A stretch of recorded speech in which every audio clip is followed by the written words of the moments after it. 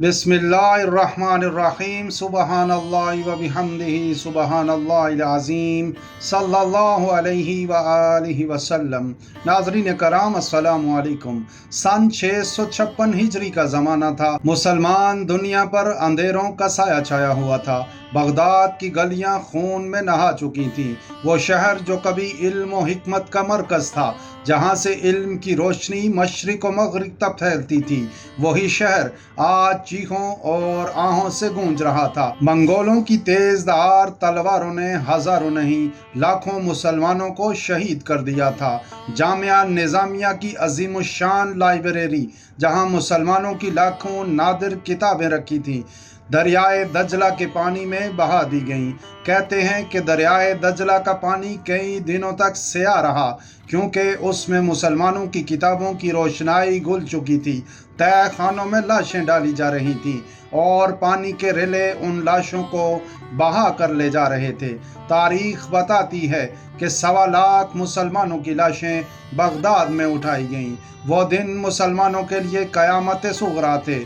منگولوں کا ایک بڑا سردار، جس نے جنگوں کے دوران مسلمانوں کی سرزمینیں رون دی تھیں، اس نے عیسائیت قبول کر لی۔ اس کی شہرت بڑھ گئی۔ ایک روز اس نے اجتماع کا انعقاد کیا۔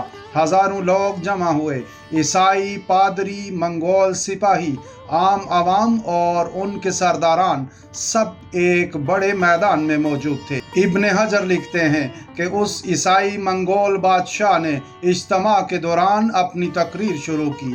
وہ بڑے تکبر اور غرور کے ساتھ مسلمانوں کی بربادی کا ذکر کرتا رہا۔ پھر اچانک اس نے اپنی زبان کو دراز کیا اور حضور اکرم صلی اللہ علیہ وآلہ وسلم کی شان اقدس میں گستاخی کرنا شروع کر دی۔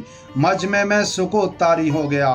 وہاں کوئی مسلمان نہ تھا جو جواب دیتا، مگر ایک کتا موجود تھا جس کے وجود کا کسی نے سوچا بھی نہ تھا، جو قریب ایک ستون سے بندھا ہوا تھا۔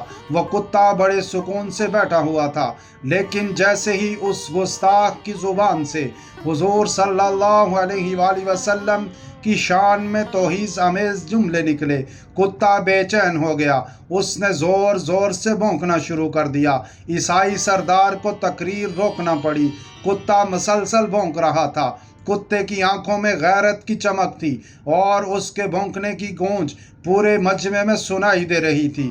لوگوں نے تعجب کیا، یہ دیکھو، یہ کتا کیوں بھونک رہا ہے؟ مجمع میں سے کسی نے کہا، یہ رسول اللہ کے خلاف تمہارے الفاظ برداشت نہیں کر رہا، اس لیے بھونک رہا ہے۔ منگول سردار نے کہکا لگایا اور کہا، نہیں، یہ ویسے ہی غیرت مند جانور ہے۔ میں نے ہاتھ ہلایا تو یہ سمجھا کہ شاید میں اسے مارنے والا ہوں، اسی وجہ سے بھونک رہا ہے۔ وہ بدبخت سردار اپنے دعوے کو ثابت کرنے کے لیے دوبارہ حضور اکرم صلی اللہ علیہ وآلہ وسلم کی شان اقدس میں گستاخی کرنے لگا۔ اب کی بار کتے کا صبر جواب دے گیا۔ اس کی غیرت اب مزید برداشت نہ کر سکی۔ وہ جو ابھی تک رسی میں بندھا ہوا گستاخ پر بھونک رہا تھا، اچانک بڑی قوت سے جھپٹا، رسی توڑی اور شیر کی طرح حملہ آور ہوا۔ پورا مجمع سن ہو گیا۔ کتے نے ایک ہی جست میں سردار کو زمین پر گرا دیا۔ اس نے اپنے تیز دانت اس گستاخ کی گردن میں گاڑ دیے۔ خون کے فوارے چھوٹنے لگے۔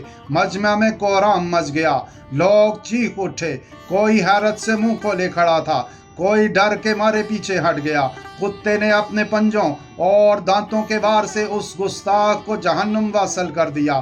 وہ سردار جو ہزاروں فوجیوں پر حکم چلاتا تھا، آج ایک کتے کے سامنے بے بس پڑا تھا۔ ابن حجر لکھتے ہیں کہ اس منظر کو دیکھ کر ہزاروں لوگ لرز گئے۔ سب جان گئے کہ یہ کوئی اتفاق نہیں ہے، یہ اللہ کی نشانی ہے۔ یہ وہ پیغام ہے جو دنیا کو دکھانا تھا کہ اگر کوئی انسان غیرت ایمانی سے خالی ہو جائے تو اللہ اپنے محبوب صلی اللہ علیہ وآلہ وسلم کی عزت کی حفاظت کے لیے ایک جانور کو بھی کھڑا کر دیتا ہے 40,000 لوگوں نے اسی وقت اسلام قبول کر لیا۔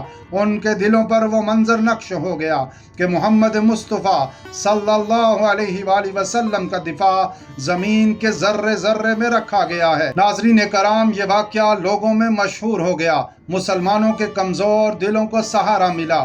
وہ جو سمجھتے تھے کہ اسلام ختم ہو رہا ہے، انہوں نے جان لیا کہ اسلام کبھی ختم نہیں ہو سکتا۔ اللہ کریم آپ سب کو برکت اور عافیت عطا فرمائے، آمین یا رب العالمین۔ جزاک اللہ خیر۔